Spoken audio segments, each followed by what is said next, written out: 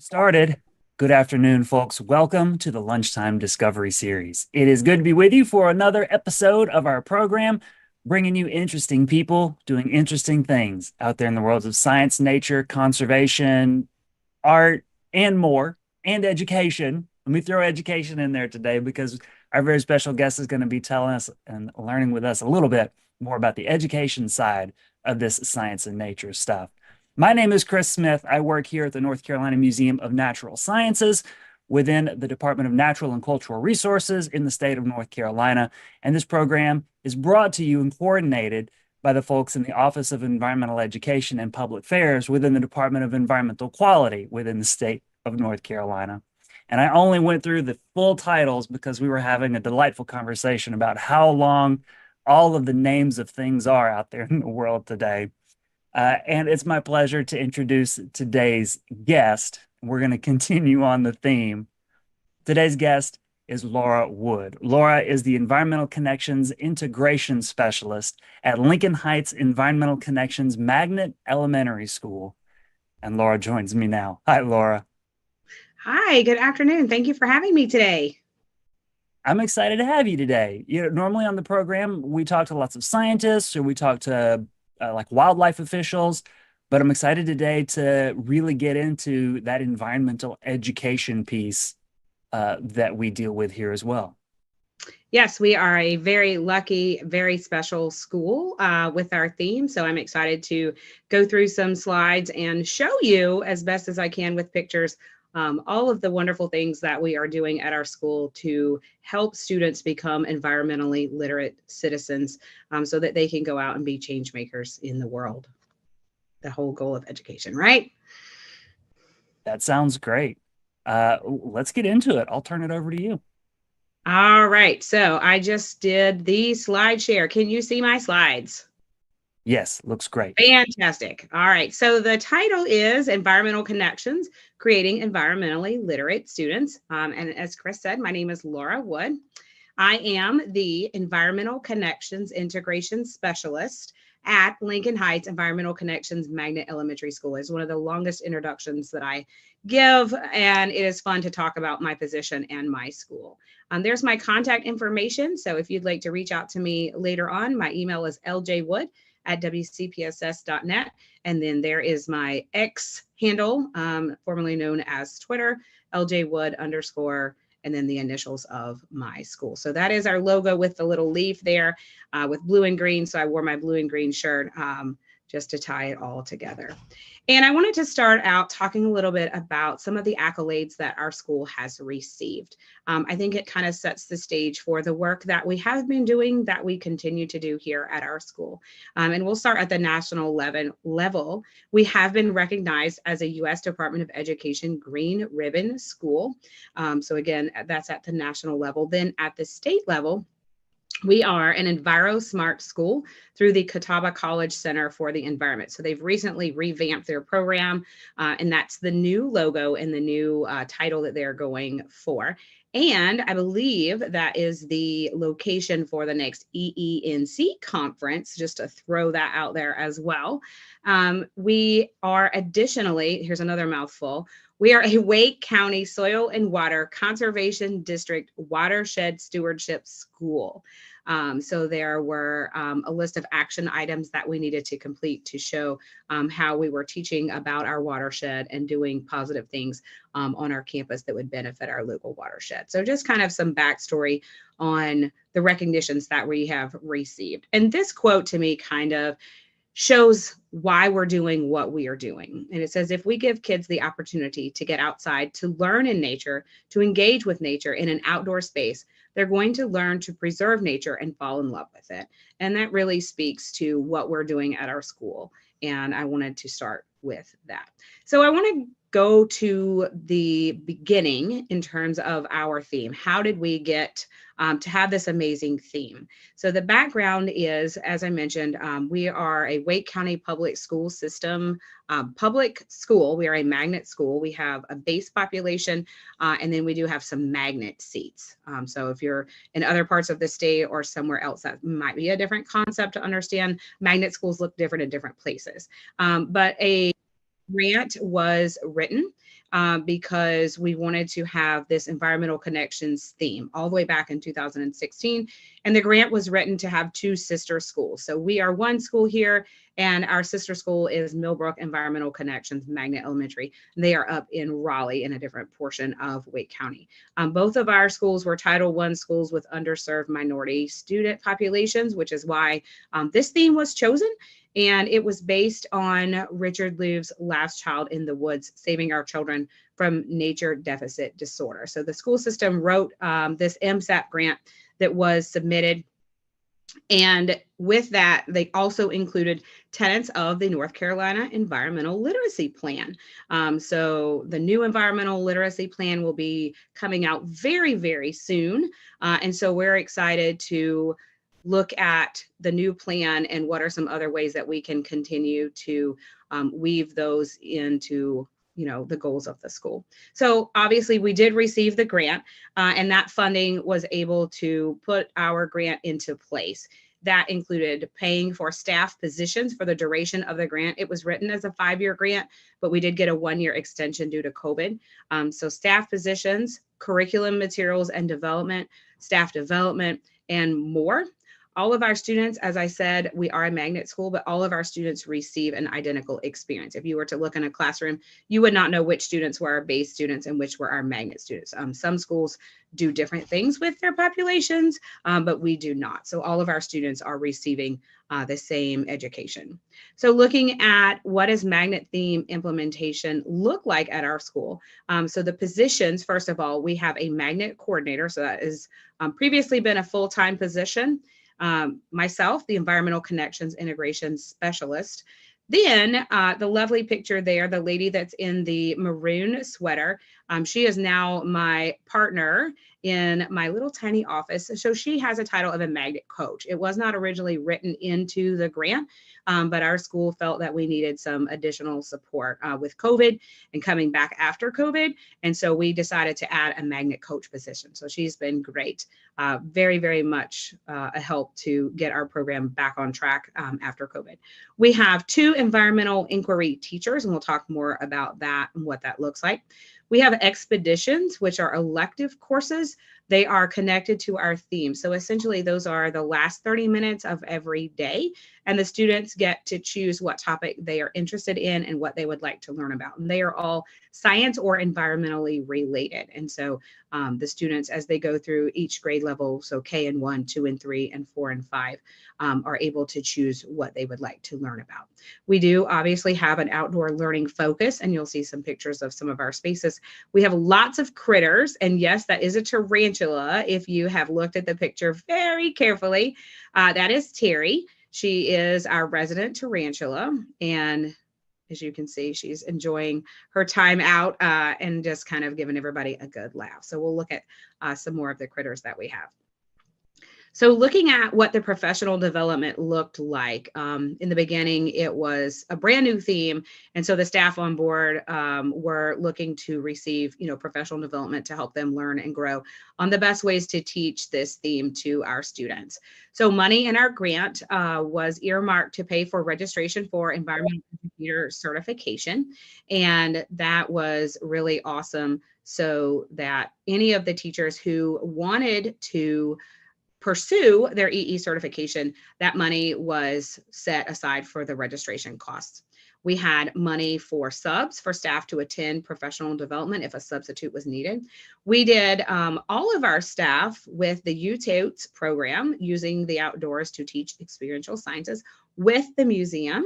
And so we started it before COVID, and then we finished it after COVID. So you'll see some pictures of what that looked like on our campus and the projects that we were able to accomplish. We did whole staff project learning tree. And some of our teachers have attended things like Wake County Public School System Summer STEM, PBL Works, and more. But those are just a few of the professional development opportunities. So this was before and after. The bottom right picture, actually both the pictures on the right were before COVID. And those are our whole staff training opportunities Then on the left, everybody wearing the masks, of course, is after COVID. So that was fun budgeting in terms of, pre-COVID, post-COVID, back in school, and all the different things. But it was really impactful for our staff to see how to utilize our campus and all of the different areas that we have and how they could tie those into the standards that they were teaching in their coursework. Talking about EE certification, one of our amazing teachers, this is Mrs. Steele, she's actually our AIG teacher.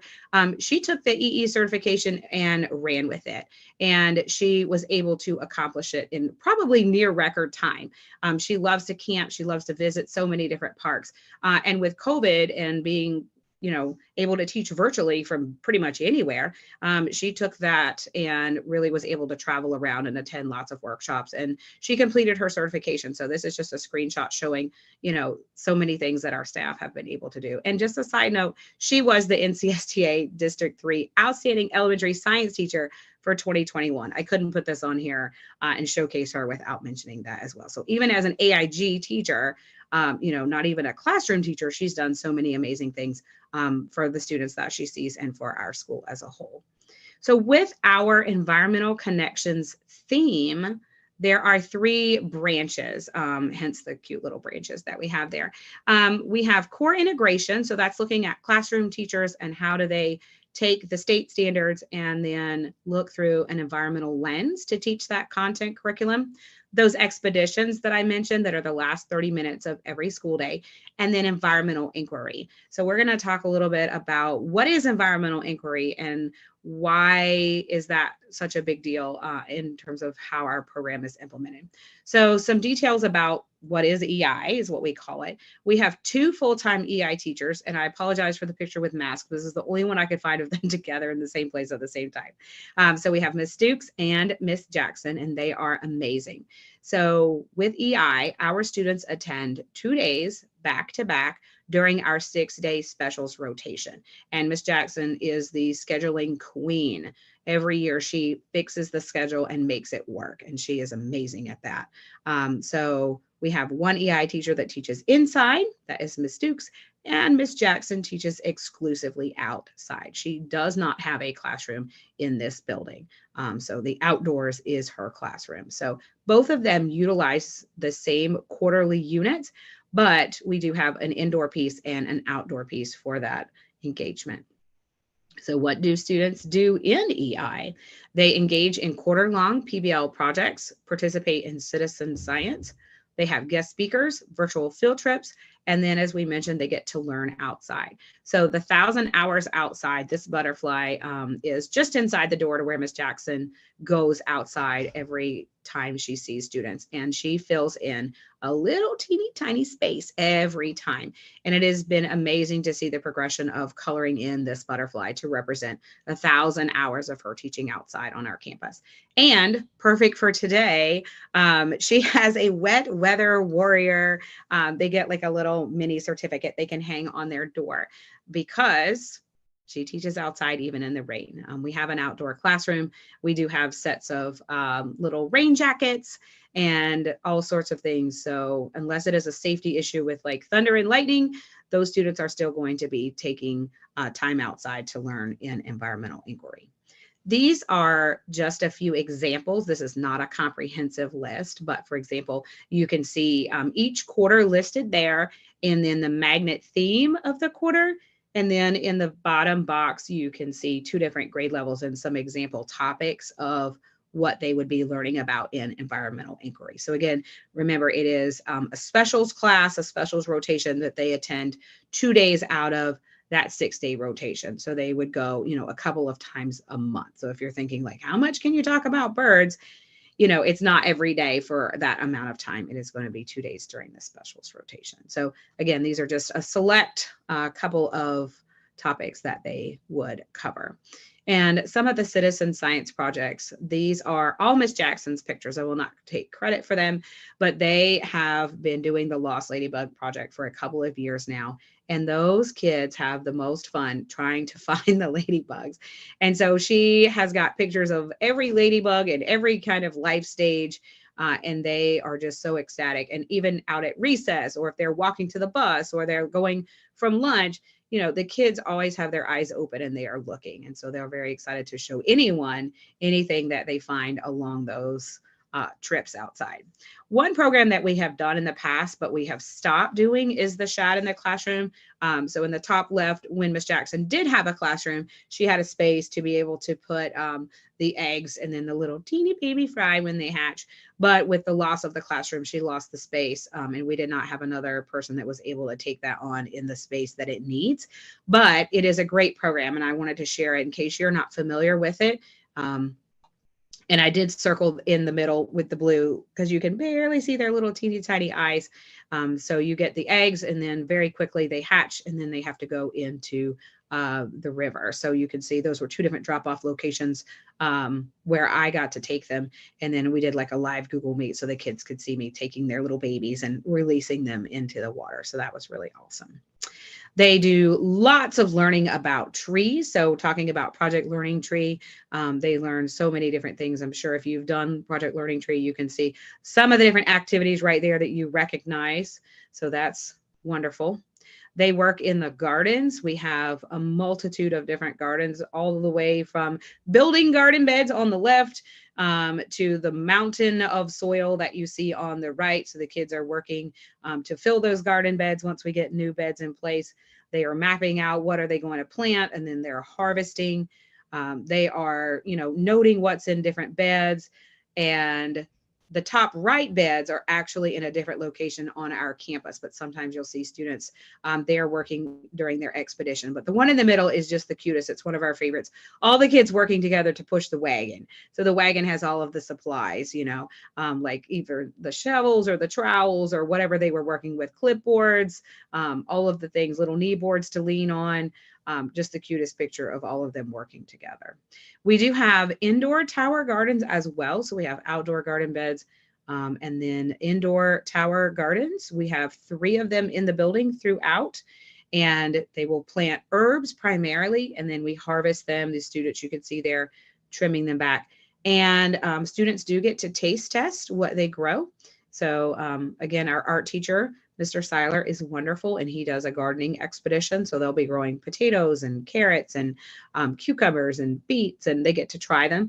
And the same with the herbs. And then whatever is left, you can see has been washed and bagged. And I took it to the local, we have an emergency food pantry literally about a mile from here at the school. And so it's been great to be able to provide them with some fresh vegetables and fresh herbs to complement and supplement the foods that they are providing to our community. Butterflies and caterpillars. Kids love to go and play and find all of the things. You wait till I get to the worm picture because kids love worms. But with the caterpillars, you can see they're looking, they're hunting. And that bottom right picture is one of my favorites. That's one of our students there. She's got her little blue dress on, and then her little dirty hands with, the little critter that she has found that she is showing. So I think that really speaks a lot to all of the fun that our kids get to have outside. We have participated in Monarch Watch. That is a program, if you're not familiar with, you get to get these little stickers. So you can see in the top middle picture, they send you a list of stickers, and then you would very, very, very carefully take that sticker and place it in the proper location on the wing. And then when they overwinter in Mexico, they actually pay people to harvest the butterflies that they find. And then they can track the data, because once I have filled in my data, I submit it online, and then they can actually see, oh my gosh, this butterfly was, noted in this location, whether it emerged here or whether it was flying through, and I was able to put a tag on it and send it on its way. So that's a really, really neat program that we just found out about a couple of years ago. And so we're hoping our milkweed is going to do better this year. Last year was a bit of a struggle. So we're hoping that our milkweed is going to come back better and stronger, and we'll be able to have some more monarchs to tag this coming season. Nest boxes. So we have about 13, I think, nest boxes throughout our campus. We have bluebird boxes as well as brown-headed nuthatch boxes. But sometimes those chickadees seem to find those boxes and think that they're for them. So we do have some chickadees that we have found. Obviously, you know, we're excited for any ones that we see. So Ms. Jackson takes our students out, and you can see, you know, they get to look into the nest cup. We have these lovely little square cups that we can take out and bring down so the students can see them. Before we were having to do a step stool, and we were like, there's got to be a better way. So we found these perfect little square cups that fit in there. And you can see the kid wrote in that bottom picture, it says 3 blue eggs and 2 babies, referencing that top middle picture. So it's just the cutest. And they get to see a progression of, you know, an empty cup to a nest to some eggs and to the little babies. And then all of a sudden one day they're gone. So it's really, really awesome. So bees, it's a little bit of a sore subject. We were very, very, very excited that Miss Jackson, that's her there in her bee suit. She wrote a grant to the Bee Cause Project through the Whole Kids Foundation and received money to purchase a indoor observation hive and our bees, which you see there. Unfortunately, something happened, and we suspect that something was sprayed within, you know, a radius that unfortunately caused the demise of all of our bees literally overnight. So it has been a learning experience, and we are considering where to put the indoor hive now. We think we want to put it in a different location. And so that is a project that is kind of in the works, but there we were in the beginning stages, and there were our bees, and it was glorious, and we all loved it. But that was an exercise in patience with our FAC mod approval. So if you want to talk about that and you have questions, we can talk about that later. We had trail cameras. Well, we still have them, but we haven't set them up recently. But trail cameras are neat to be able to put out, and then you can see what kind of critters are around at night. So this picture was taken actually quite a few years ago now, because unfortunately that area behind the fence, the trees are still there, those 1, 2, 3, 4, 5, 6 pine trees right along the fence line. But what was a beautiful farm with a forested area is now a construction zone that will soon be townhouses and homes. So that is what's happening in our area, hence why we're adding, you know, as many nature friendly things like nest boxes and all the things that we can to try to help do our part. Speaking of that, we have our mini pond, and that was one of our projects that we completed with the U-totes that we did on our campus. That was towards the installation time. It looks very nice and clean and pristine. It doesn't look like that anymore. It's much more established, and I'm going to have to thin out some plants actually. But so we do have our very own mini pond on our campus, and it is great. One of our expeditions is actually called Pondering Live. So the students get to go out and interact with the pond and make observations and collections and things like that. The left-hand picture is inviting the local, we live in Fuquay-Varina, our school is in Fuquay-Varina. So we've invited town staff to come and share about the water resources through the town. And then we have the EnviroScape, and it is great for the students to see what are the possible pollutants and contaminants, what happens when it rains, and then what are the ways to modify and make changes to, you know, make those contaminants and pollutants not enter the waterways in our streams and rivers. Me at the bottom teaching about river basins. And then on the right, we have our very own cistern. Again, another fun opportunity for a FAC mod approval. And we are excited that we have the cistern because when it doesn't rain, we are able to use it for plants and bushes and things when we have new plantings and all sorts of things around our campus. So we do have a cistern there. Another thing in EI that they do is they have guest speakers. So both in person, and then I did include some of the virtual speakers since obviously with COVID, and now we still have some because it's just easier. The bottom right, Yellowstone, because even today can't really get a Yellowstone ranger to come. So that was an amazing opportunity that I was like, let me just email them and see, because the 5th graders were learning about the wolf reintroduction. And so it was actually an amazing experience for the kids to actually have a Yellowstone ranger talking to them in their classroom. So, you know, I was like, why not? It doesn't hurt to ask. So that was amazing that we were able to schedule that. And then on the left, we have like Wake County Parks. We have had the zoo, local farmers. I've already talked about the town of Fuquay-Varina, educational state forest rangers. We are fairly close to NC State. So we've had folks from the vet school, the herpetology club, entomology come. We've had a local TV meteorologist, Peter Sherwood.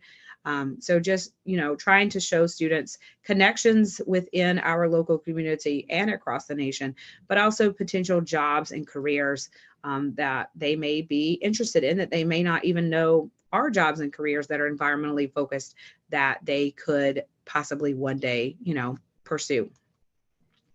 This is to me such an amazing quote because it says, I was inspired by an amazing pack of worksheets in elementary school that totally changed my life, said no child ever. And it's true. And the little boy here, I feel like this was probably me as a child playing outside, getting dirty, picking up things and always going, look what I found, So to me, that is what's so impactful for students to be able to get out, get their hands dirty, touch things, and, really be immersed in nature and see all of the wonderful things that are there that are part of environmental education.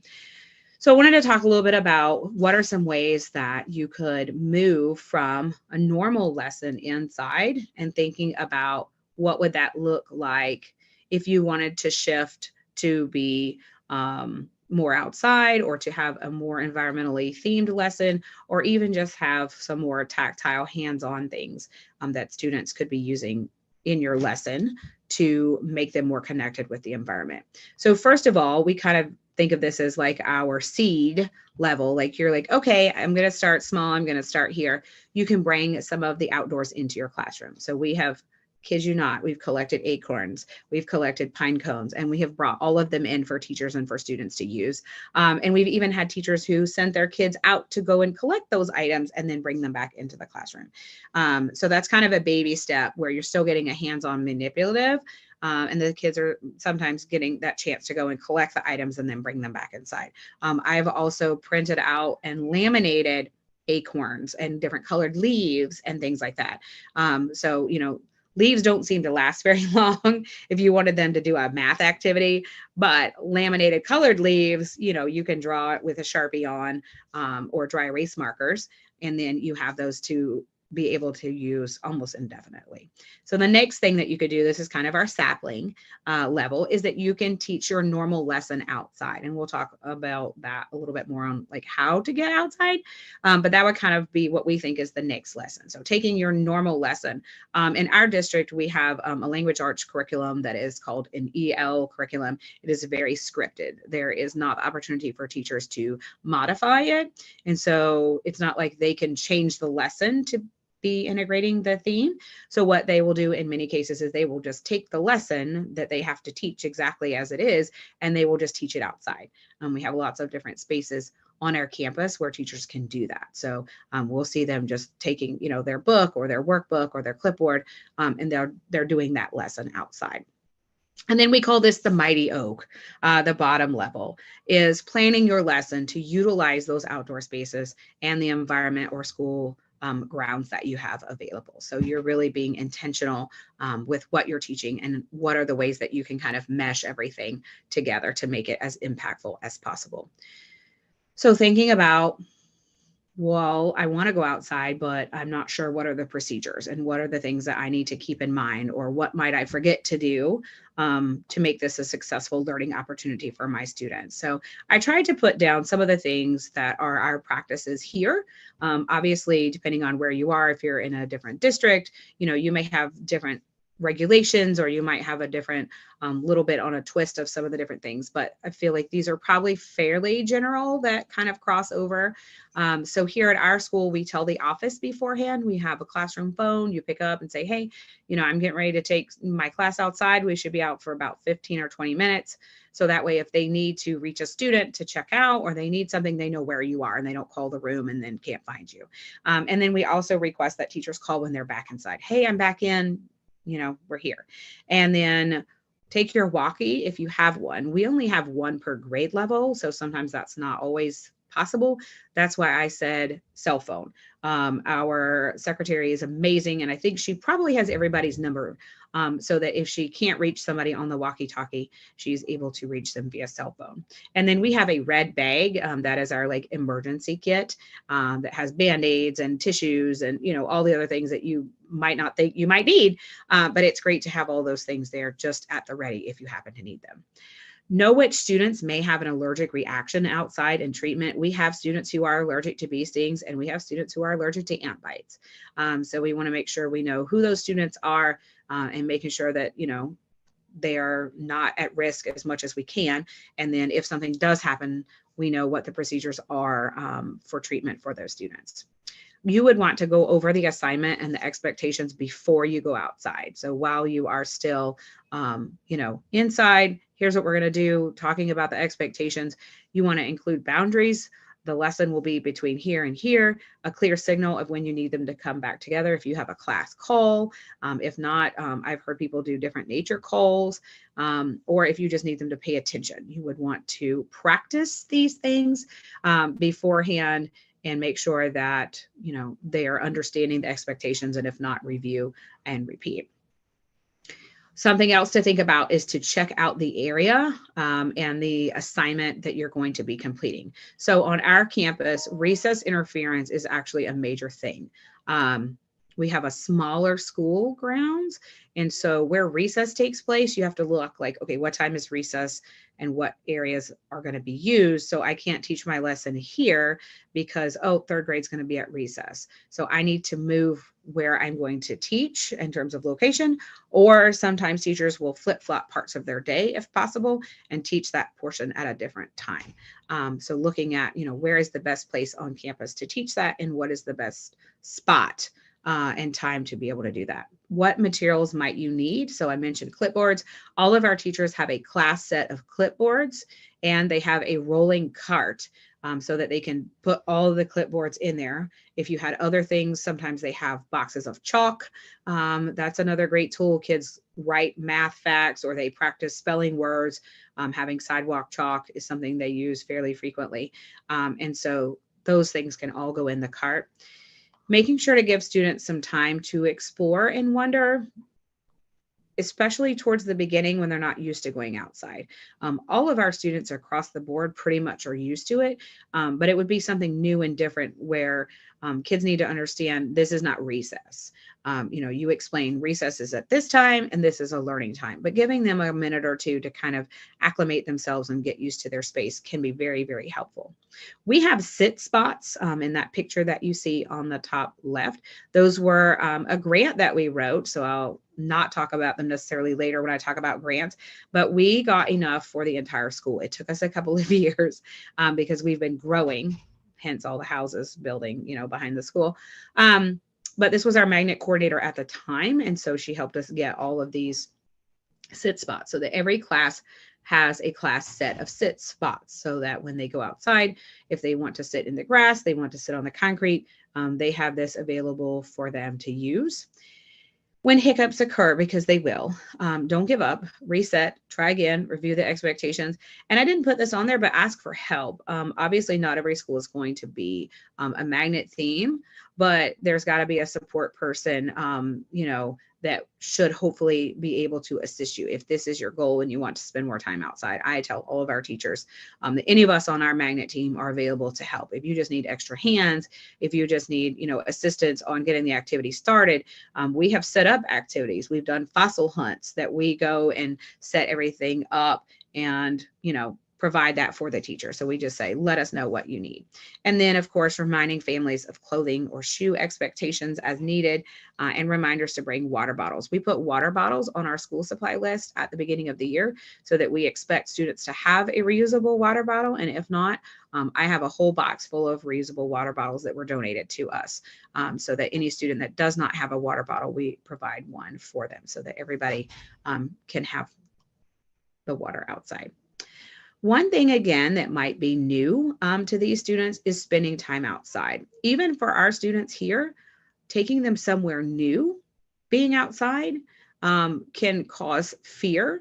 It is uncertainty. It's being in a new place. We went on a field trip a month or two ago, and I had a little boy who I could tell was very nervous. And it was somewhere new and it was somewhere different. He hadn't been there before. And being outside in a new place was unnerving for him. So I was very, conscious of that, cognizant of that.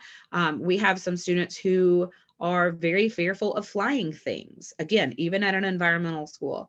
So even all the time that they spend outside, we still have to understand those fears that they come with, work with them, and try to help them resolve them, and review, if you see a bee, it's okay. You be calm. If you're calm, they're calm. But when you're, all excited and you're frantic, that's going to be frantic for the bee, or for whatever the flying insect is. And so just kind of reviewing those things and reminding those things, but making sure that you are aware of some of those things that kids come in with, and teachers too, because I have a teacher who is still, she's like, don't bring those bugs near me. I don't want to see that. But we've worked through that. And she's like, okay, great. Thanks for bringing your bugs. Can you take them away now? So just kind of, keeping those things in mind for kids and adults. All right, Taco Week. So this is my lovely, amazing coworker here. This is Mrs. Gillespie. And you can see we have amazing matching shirts because we're so excited about Taco Week. And if you're not familiar with Taco Week, it is Take a Child Outside Week. It's not actually about tacos, but I just want to show, did you see my little dancing taco? Because I was very excited about that. That's the best part right there, my dancing taco. So Taco Week is in the fall. It is a beautiful time of year at the beginning of the school year to have the students outside. We offer opportunities outside of school with our PTA, events at local parks. And so it's something that we strive for all of the teachers to take their students outside to celebrate Taco Week. So again, just fun shirts about tacos and science. So Taco Week is awesome. Looking at some examples of how teachers are getting their students outside. Math seems to be a very common, easy way for many, many teachers to integrate the theme. So the bottom left, you can see we have cute little tables and stools that look like a tree trunk, but you also see the manipulative. So we have tree cookies. So when students are counting or if they are practicing, you'll see some more in just a second with other numbers on them. So having manipulatives that are reusable, but also the math problem on the bottom right that students collected different colored leaves. And so they were making math problems, going outside with the sidewalk chalk and the leaves. Top left, just changing your math problems to have an environmental theme. The students were learning about ladybugs with the Lost Ladybug Project. And we saw that one of the teachers had changed their math problem to talk about ladybug spots. The top right, our third grade teacher was learning or was teaching the students about area and perimeter. And so they were looking at the different bricks and looking at the windows and looking at the different shapes outside and how would area and perimeter fit with looking at those outdoor spaces. This slide I want to share because I want to let you know that I work with our self-contained students, the students that are not in a regular education classroom all day. And it is important to me that all of our students are able to access the outdoors. And we want to make sure that they are not excluded, that they are not left inside. And so I work with the teacher and I take them, this year I take them outside twice a week. That's my goal. Obviously, sometimes weather permitting, we don't do that. But yesterday we were able to go. But this one was a bug hunt that we did. So we got these amazing little plastic bugs. And this is kindergarten through second grade in this picture, who went outside on the bug hunt. So I placed them in a garden area outside of their classroom. They could use their hands or the little grabbers. And then we collected them. We counted them. We sorted by color. And then for those who could, we had the little matching placemat. And so they were working on trying to figure out what bug did they find. So I just want to make sure to point out that all of our students are able to access the outdoors and access environmentally related curriculum. More math slides, because I told you we do a lot of math. So there are some more tree cookies with numbers on them. You're doing greater than, less than in the bottom right. Above that one, they have numbers. I think she's putting them in order, like counting them, putting them in sequential order. On the left-hand side, you're making what are the decomposition of those numbers using sticks and little tiny cookies. things that are the cutest things. You've got rocks with numbers painted on them so that the kids can hold and count. And then the middle was a second grade activity where they used pine needles and seeds to, again, look at different strategies for counting. So math is something that I think our teachers really, really do a great job of with taking their learning outdoors. I mentioned those expedition field trips that our students take or that they have at the end of the day. Some of those trips take field trips. And so many of them are located on outdoors locations. We have a local park where some of the students go. 3 of those pictures are from our local park here in the town of Fuquay-Varina, because our expedition is called Let's Take a Hike. So the students hike around our campus, but as I mentioned, it's a little bit on the smaller side. So this is an actual, much larger park space where we are able to go and take that hike. The top left is Raven Rock State Park. One of our expeditions is called Take Me to an NC Park. And so we take the students to Raven Rock and they get to do a trail, they get to meet a ranger, and it is amazing. We have one recently where we went to a local farm. So we have lots of different ones that provide outdoor field trip options.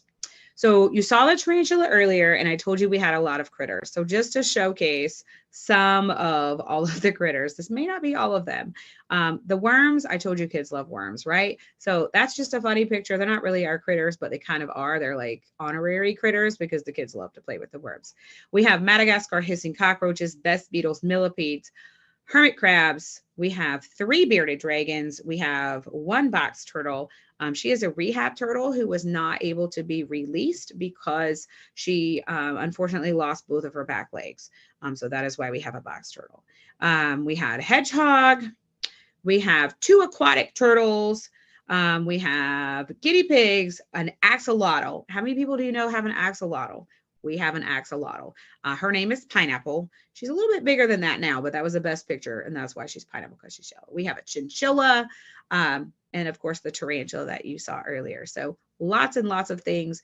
Our PTA is so wonderful and generous. They actually created a line item in their budget for critter care, because with so many different critters, you can only imagine how much bedding or food or supplies that they need. So that is one of the great things with that.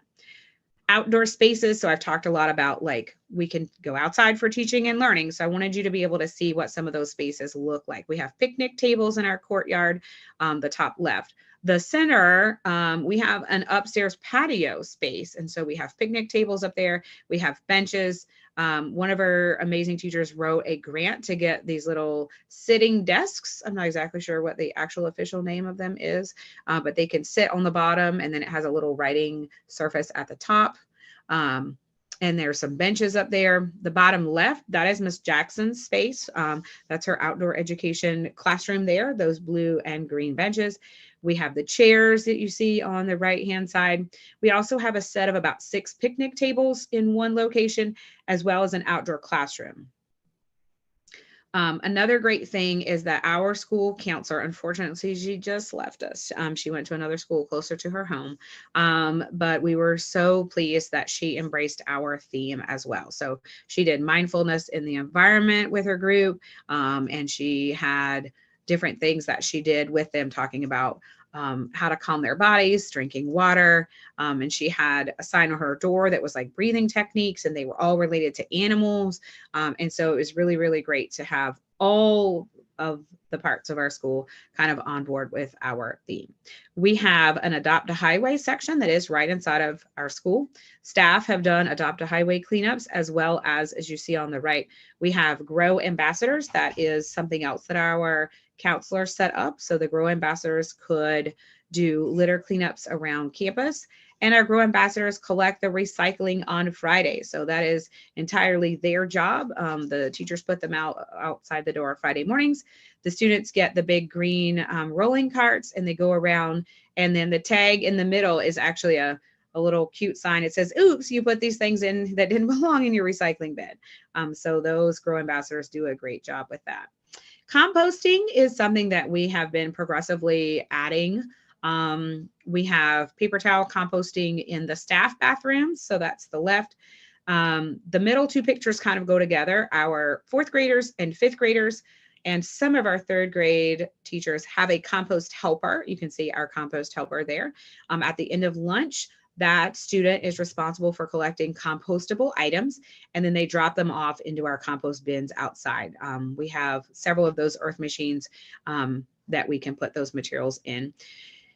The right-hand side, of course, more worms. We have vermicomposting bins in some of our classrooms. We are not able to use a large-scale compost hauler that some other local schools are using, and we've contacted a small-scale compost hauler. Right now, we're working on funding to see if the PTA would be able to pick up the cost for that, because that's not something that the school would be able to cover. And did you know that it is Food Waste Prevention Week? So talking about composting, I would be remiss if I did not mention Food Waste Prevention Week is this week.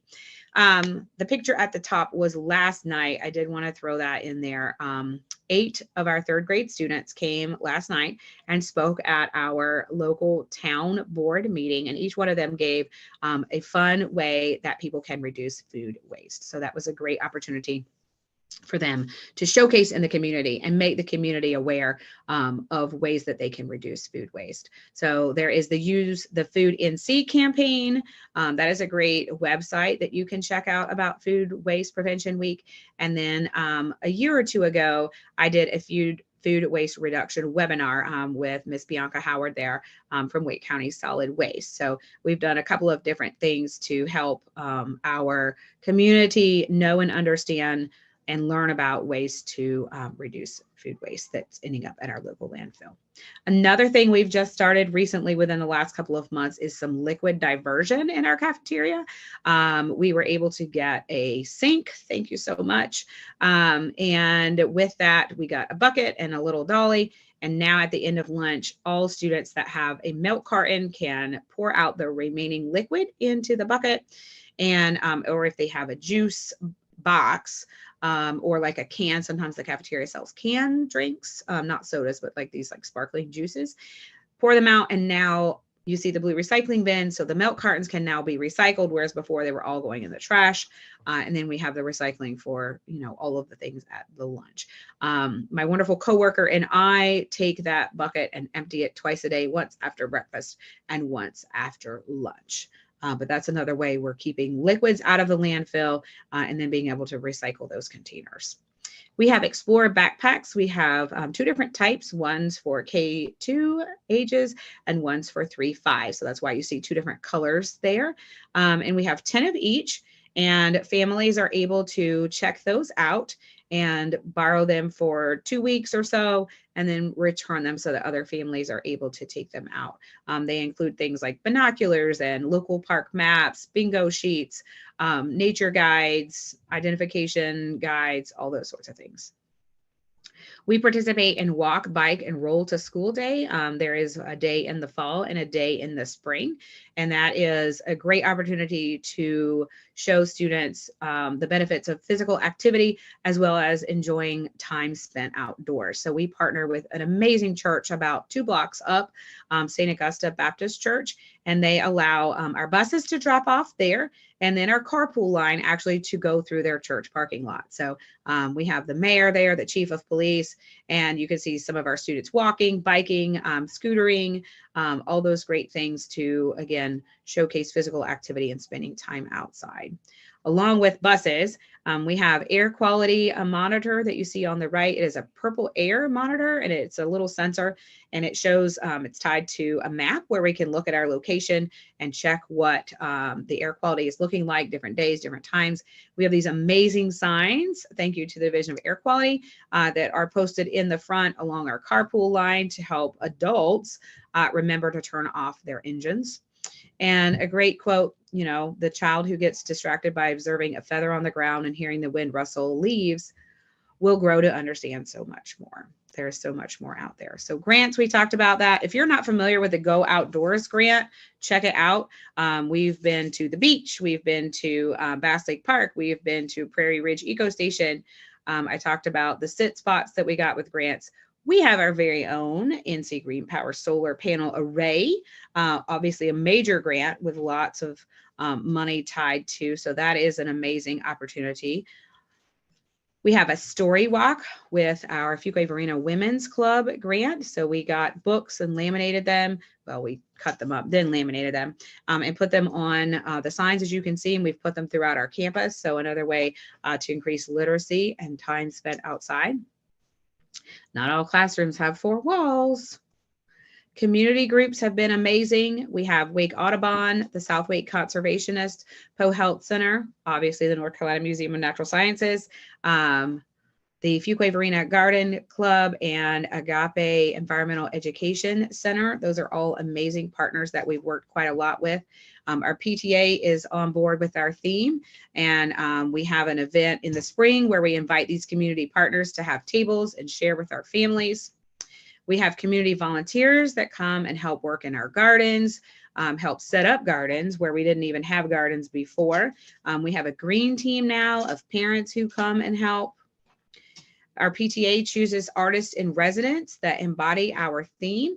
So the top one are like paper mache birds. And then the bottom 2 pictures are different murals that the students created.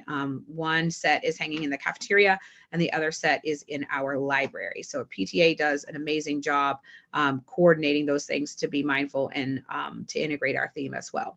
Wake Audubon, I just mentioned, they help us host a chimney swift viewing event each fall during the migration. We have a local middle school that has a chimney where they will roost during their migration, and we are worried that the chimney is going to be taken down. The building is very old, and there's possibly talk of something happening to that building. So we're trying to raise awareness and support for keeping that. And I don't want to protect the environment. I want to create a world where the environment doesn't need protecting. Easy ways to get kids outside. This is the last little bit here. Bird watching, you can have binoculars to take kids outside. And for my students who really want to see a bird up close and maybe touch a bird, I have plastic or laminated, as you can see there, birds that the kids can be sure to look at and to match. We have lots of different opportunities for students to do outside art and then writing about the art that they have created.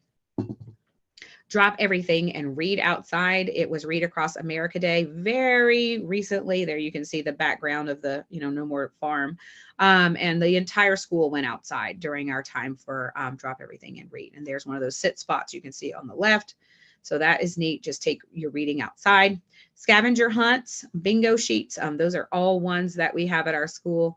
Again, all of our students, the 2 pictures on the right are some of our students that are in that self-contained classroom. And so I've modified some of the activities for some of the students. And weeding. We have so many garden beds and they always need weeding. Always need weeding. So that is something that they can do in EI. I've worked with our ECS students to be able to get some weeding done. So that's always something that needs to be done. A sensory walk for anybody. It doesn't have to be, for those with sensory needs or inputs, but just being able to go out and touch all of the amazing things and feel them. Nature bracelets, that is another very easy way, just taping it, around the wrist and letting the students pick. You could do it by color. You could do it, all kinds of different ways.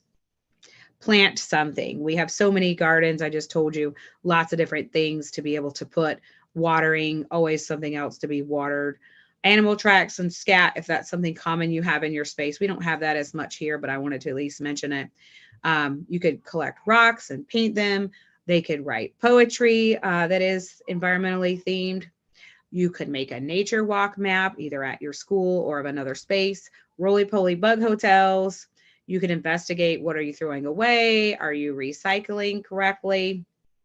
Coming up, we're going to be collaborating with a local library to host a pollinator palooza.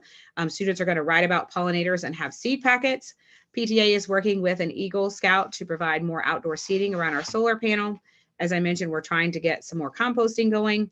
A chicken coop hopefully is on the way. We are getting all of the permitting completed in the process. We've got our grant. I just wanted to mention Wake Green Schools, if this is something that you are interested to look at with your district. We have it, a group of folks here. You can email me and I can tell you more about it. That is a Wake Green Schools partnership between teachers, some administrators, soil and water, solid waste, and other environmental folks super fast, I want to give a plug out to this upcoming NCAT session. If you are a public school teacher in the state of North Carolina, you are able to attend NCAT. Krista Brenchak is an amazing educator, science specialist here in Wake County, and she worked very, very hard to put this session together. So I've got to slide on to the next one, but if you don't get it, let me know. But it is an upcoming workshop this summer, super awesome. And I will stop there because I'm almost out of time. Questions, thoughts, other things that you want to ask about? Laura, thank you very much. I know it was a lot. I'm sorry. I tried to go really fast. That was fantastic. That was great. So much, so many insights, experiences, and resources that people could take advantage of for sure. We've got a few more minutes for questions. So, and there are a few here for you. Hope you're ready. Awesome. Sure, I'm ready. So, first one that came in for you, they wanted to know if there are many teachers at Lincoln Heights before the shift to the EC program, and if so, what were their perceptions of how the program has affected the school and students? That is a great question. So most of the teachers did stay. There were some that left because they got the option to leave if they wanted to. And I will say that most of the teachers have embraced the theme, and they knew the change was coming, and they made the choice to stay. There are some who are still in that like seed to sapling range. We have a few teachers who are in that mighty oak phase. So we do have a variety of where teachers are currently. And that's part of our magnet team's job, is to help support those teachers who need some additional help or ideas. We meet with teachers weekly by grade level to help plan and integrate with their lessons. So hopefully that helps answer the question. And that kind of gets at another question that came in too, that that training opportunity, that I guess one-on-one time with teachers to help them out, was how do you increase teacher buy-in on the theme? Absolutely. So that is probably one of the best ways. So providing professional development for them, making it relevant. We actually have a teacher workday at the end of this month, and we're going to spend half of our day at Raven Rock State Park. So giving teachers those opportunities to have those meaningful connections with the environment, and showing them how putting them in the place of their children, of their students, showing them, getting that buy-in of, oh, wow, it is a beautiful day. I love taking this walk. I saw this, I noticed this, I wondered this, and getting them to understand how beneficial and impactful that it is for students to have those opportunities. So professional development. And then, like you mentioned, like I said, we do meet with the teachers. They have their PLCs each week. And so we either go and join them, or we just check in and say, hey, do you need something? How can I help you? What's upcoming? And sometimes they'll say, hey, we need ideas for this lesson or this unit. Or sometimes we just go and they're planning something else that, they're looking at test scores for something. But we try our best to make sure that they understand we are available to help and support them. That's fantastic. So Kayla had some questions about food and school lunches. What is the school lunch program like? Do you eat food you grow, or local food? Do you limit plastics? You talk a little bit about food waste as well in the talk. So we cannot serve the food that we grow in the cafeteria. There are very specific rules from CNS. We are able to offer it to the students, and they have to sign, their adults have to sign a form that they give permission for their students to try whatever it is. Obviously, we can't make them, but it is an offer, not a serve. And we do try to give that for anything that they have grown. We are not able to work with local farmers necessarily at a school level. We are a very large district. The largest one in the state. So we have, entire purchasing divisions who work with, where does our food source from? I know they are working more with local farmers and vendors where possible. Plastic use, limiting it. Yes and no. We have compostable trays. I will tell you that sounds wonderful until I tell you that they all go to the landfill.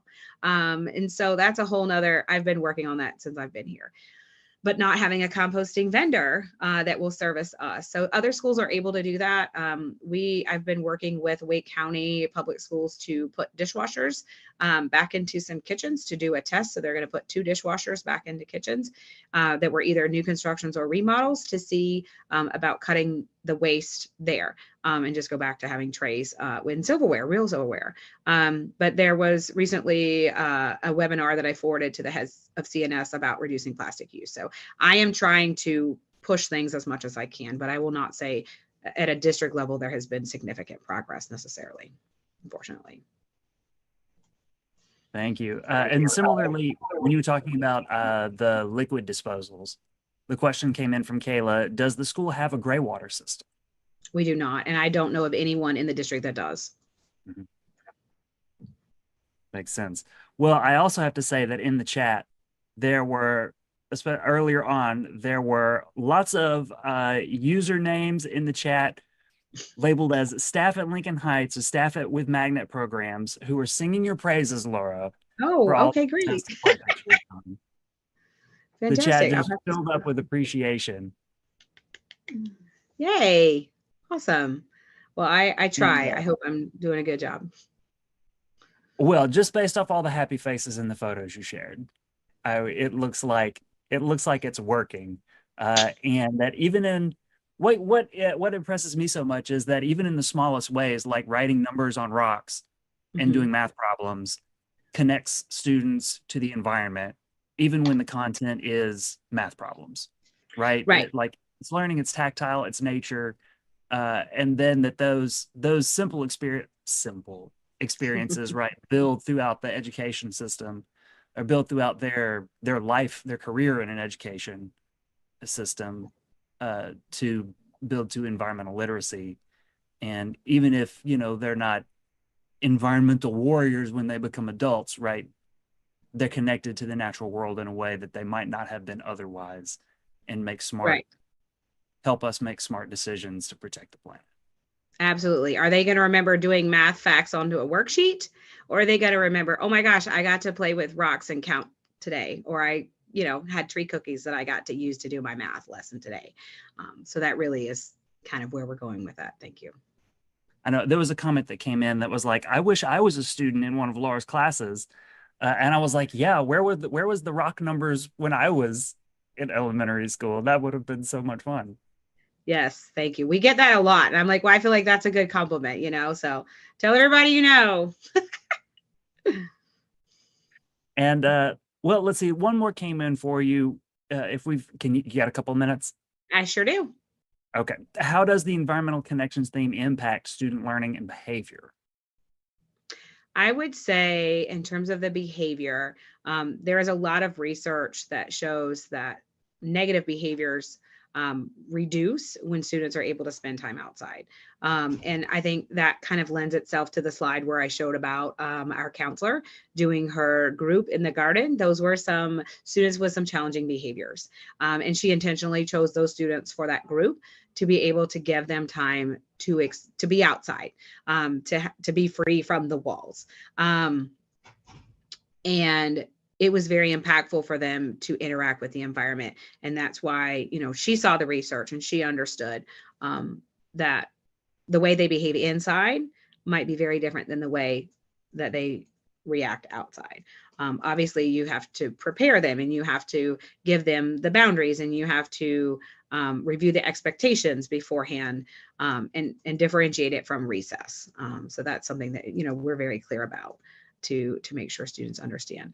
And the student learning, when we look at test scores, throwing COVID in there is kind of a wrench of, where are we here and there? But before COVID, our science scores were well above the district. It's been a bit of a wash after we came back, and we're still trying to figure out some pieces and parts of that. But I think that lends itself very well to looking at that data. And then I was going to say, to me, it makes it so much more memorable. When you're going to take a lovely standardized test and you're trying to, remember, what did your teacher teach you? You can remember, oh, I remember I did this area and perimeter lesson outside in the garden. So let me see if I have this size of a garden bed. Okay, we did this and we did this. Having something to connect with that outdoor experience, to me, is so much more beneficial than just Okay, well, the teacher wrote this on the board, or the teacher, did this on the computer screen. All those things run together, I think, much more so than an experience outside, or even using those natural materials inside. You're going to remember, oh, I did that with the acorns, or I, made the 10 sticks with sticks, like those sorts of things. So It makes a lot of sense to me. Of course, I like this nature stuff too, but right, we're a little biased. I think that you can see, right? Yeah, maybe just a little bit, but that you see the outcomes in the students, you see the outcomes in the teachers and the parents, I feel like as well. When we've had other people talking about this, like the effects of this reverberate throughout communities. Oh, you demonstrated it by having the students at the city council meeting, right? Like Yes. effects of this. Getting the word out there, about our school, about our program, but also making impactful changes on, hey, it's Food Waste Prevention Week. Like, here's some things that you can do, to lessen your impact, on the landfill. All right. Well, we'll leave it there. Laura, thanks for being with us on the Lunchtime Discovery series. Thank you so very much. If anybody else has any other questions or anything you want to reach out to me, please, my email I put there, again, it's ljwood@wcpss.net. I would be more than happy to respond to other questions, or if you need, some kind of follow up on some of the things I talked about, I'm more than happy, because I'm very passionate about this and I want to share as much as I can with other people so that they can do what works for them, for their students as well. So thank you so much for allowing me to come, and I've enjoyed it very, very much. That'll do it for today, folks. Thanks for tuning in to today's program. We'll be back here again, next Wednesday at noon with another program for you. So make sure you're signed up for the Lunchtime Discovery email newsletter at eenorthcarolina.org, or go and check out naturalsciences.org, the museum's website. Check out the calendar of events, and you can see upcoming programs there as well. So from the folks at the Office of Environmental Education and us here at the Museum of Natural Sciences, thanks for being here. We'll see you again soon. Bye, everybody. Bye.